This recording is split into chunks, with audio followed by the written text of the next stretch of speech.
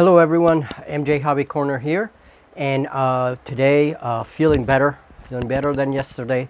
So I have a little video today to show you guys how I'm making some storage boxes, sci-fi storage containers, and little silos and computer terminals to decorate my big terrain piece that I've just finished. So, and this is for a fellow subscriber who has asked, that I post that kind of material. So let's go to the workstation here that I have set up, and we'll go through some of the stuff I made. Okay, so we have a lot going on here on my craft bench today. So let's take a look at some of the stuff that I already made. And here are a couple of sci-fi kind of storage containers, very oddly shaped, and that's exactly what I wanted. And then here's another one. And these were painted with silver, and then I gave it a wash. And I make my own washes a lot of times for that kind of stuff. This is India ink, 1 part India ink, 3 parts water, and a drop of dishwasher fluid to get that mobility in the wash. So this is something I've done for many years. I've used it in a lot of different types of hobbies, not just wargaming. So so now I'm gonna wait a little bit, and these have to be painted now. Some of these I will leave silver, some of them I will paint differently. But that's sort of the base coat. And the reason why I do this, a lot of times, if I want to do a container that's a bit like beat up and rusty or whatever, I paint it with the silver first. I give it a coat of varnish, let everything dry, then put my color, whatever it is, red, blue, whatever I want the container to be. And then with a toothpick, once all that is dry, with a toothpick, I gently scrape off the upper layer of paint so that the silver layer shows.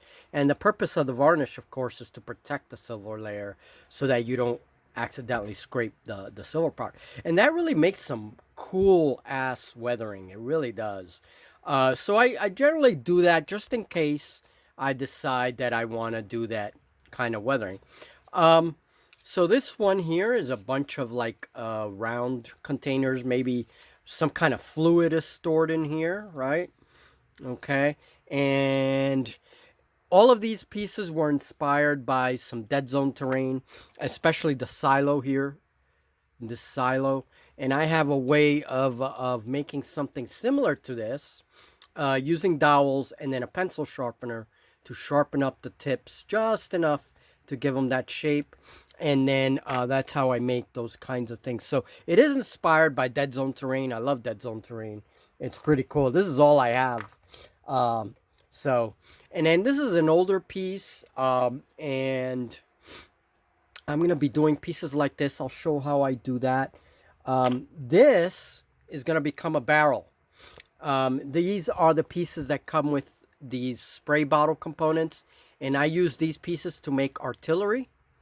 And this was the handle to the spray bottle. This piece is in there like that. So I'm going to be collecting these, and I'm going to make a nice little row of barrels stacked up against each other because I love the texture on this. Okay. And to me, they don't have to look like modern barrels. They could be something completely fictitious. All right. And here is our computer terminals. And this comes off. This is not an antenna.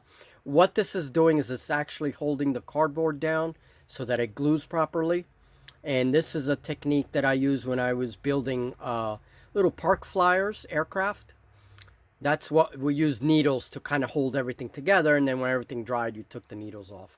But I'm also using needles in this particular piece as little like levers. Okay. And then there's some like gauges here.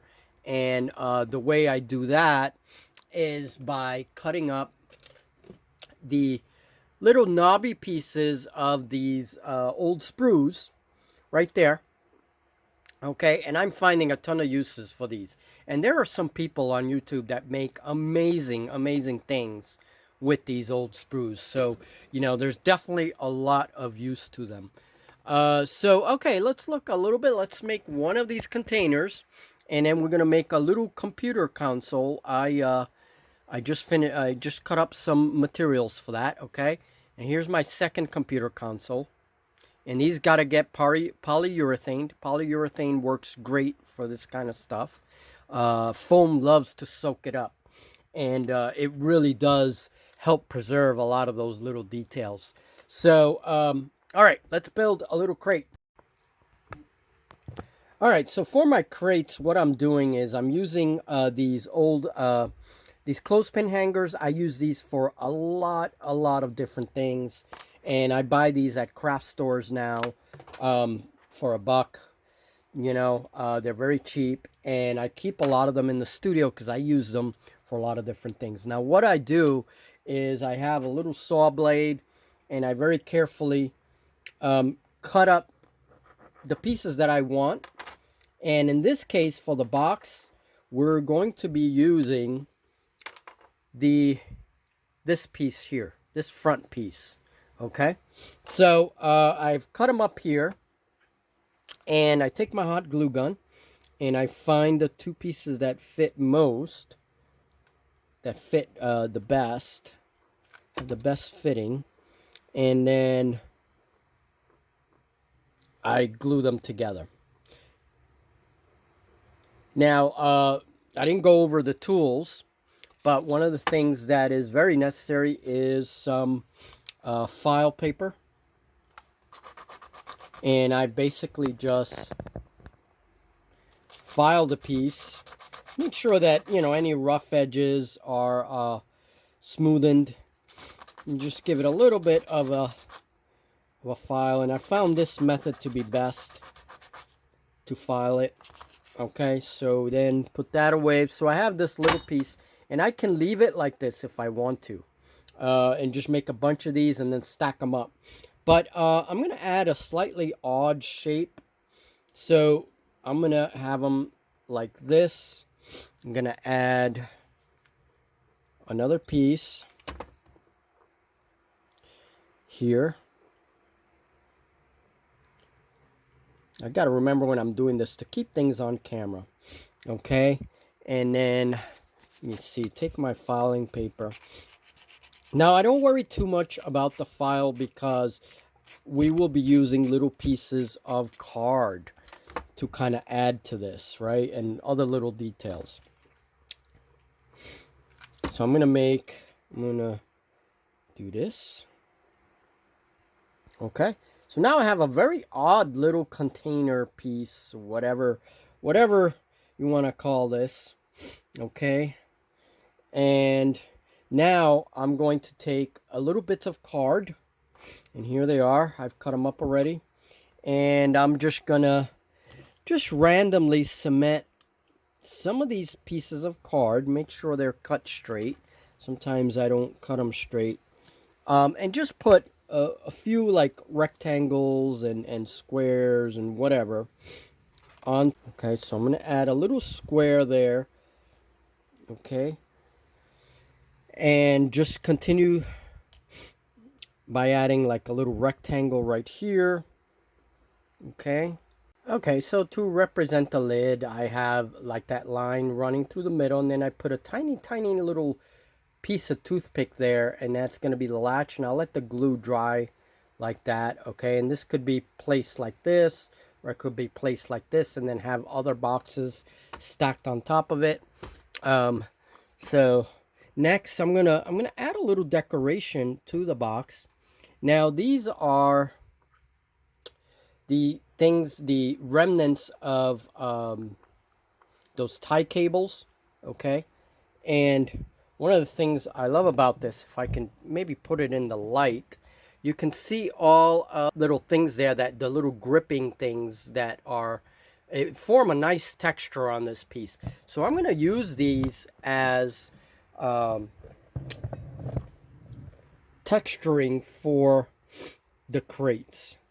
And they make this nice kind of thing here. Okay. And I may use these in my little vehicles in the future, because these are really cool. They're like little air vents almost. So I don't know, maybe these cases have like living contraband. I don't know. So I'm going to use one of them and place it right here in the back. I'm going to have my little hot glue there. And like I said, I don't always use hot glue. I use different adhesives depending on the situation. But hot glue works well in this case. Okay. So we're going to put that there. And I might add another one. Let's see where. Okay, and there it is. It's a strange little container. Yeah, I'm going to clean up a little bit of this hot glue. But then what I do is I use old lollipop sticks, and then that's the base for the scatter terrain. So like I said, I would make a couple of these, stack them up together, and then that's how I get, you know, this effect. And these are not painted yet. I have to paint these. Here's another example. Now, another cool thing is that these clothespins, they come in many different sizes. And so I have 3 different sizes that I use. Here are the really tiny ones. And I can use this stuff to add even more decoration, maybe little like feet over here, so that it's like a big storage container of some kind. And like I said, I wanted really odd looking bits. I didn't want just rectangled crates or whatever. Those are very easy to make as well, but I just wanted something different. Something like this dead zone terrain that's, you know, different shapes and stuff. So that's what I'm doing here.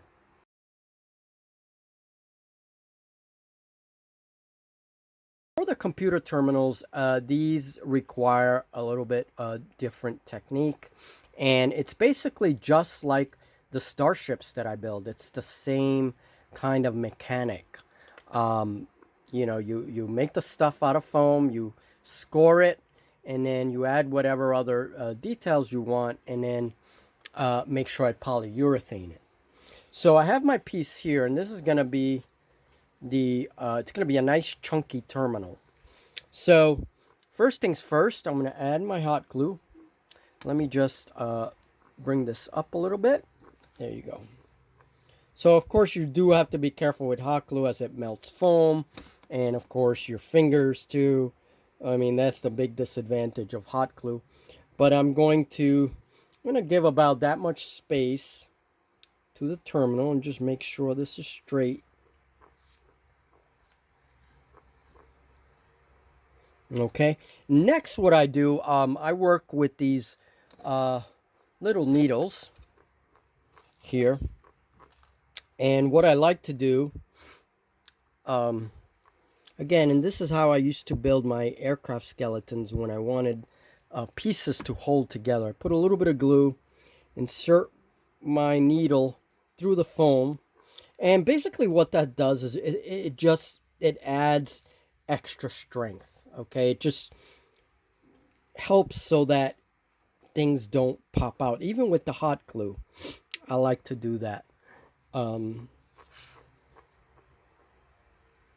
Okay, so I'm putting a little bit of white glue now and just inserting them. These things also make rivets to a certain extent, right?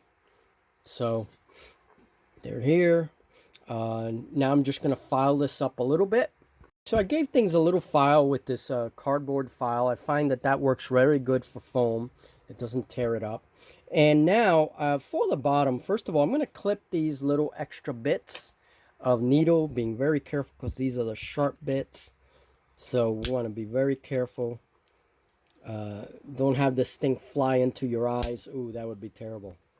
So I'm going to add little like feet to it using my little clothespins. I cut off the very front and just add like little feet. And I got to decide which way I want to go. I'm going to go this way because it has more surface area for glue. So we're going to do that. And generally, don't have to do it with, I could do this part with white glue. But I'm going to use hot glue only because it's quicker. Okay, so make sure it's straight.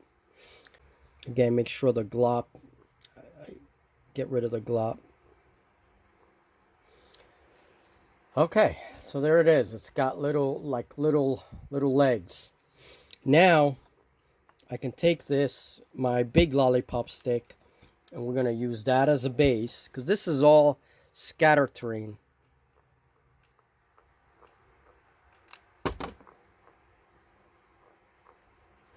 I'm gonna glue it on. And there it is. There's the beginnings of one of the terminals. So now the next step is scoring. And for that, I use my number 2 pencil and I try to give it a nice little point. It doesn't have to be too sharp, but sharp enough that it will do this. Now, to get a straight edge is sometimes difficult with pieces that are this small, but I have my little triangle here and I'm going to score to make the screen. Okay, score a line there, and we're going to make a panel and add some writing to it, and then that's it. Okay, so, and I don't always use the ruler. I sometimes score freehand, but it really does help with the ruler. You get some nice straight lines. With foam, sometimes if you don't use a ruler, you get like squiggly lines, and then it doesn't look as good. So there you go. There's the screen. Now I'm going to score all the different keys and things like that in there. And for the top, I think I'm going to put a couple of these pieces here. Okay. So with these, I can just cut them up with my cutter. Let's see, how long do I want this? Right here. Put some glue.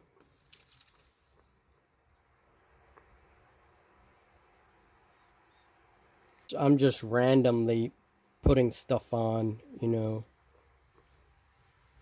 Okay, so there's like a division there. And okay, so here are my 3 little computer consoles. These have polyurethane on them, so they're drying up. They'll harden up nicely.